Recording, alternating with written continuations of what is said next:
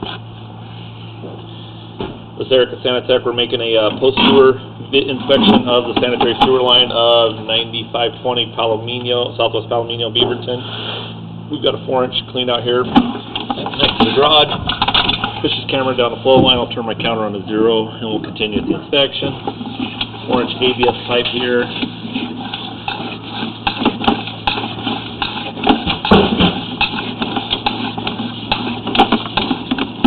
Got a bend to the left. Right here we're going to be diving down. We're flattening back out.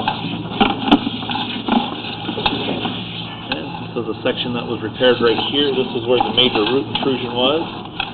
The line looks good, in good shape. Everything looks tight.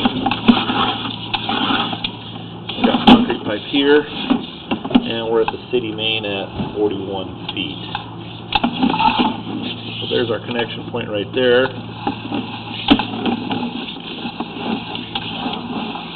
There's our next connection here.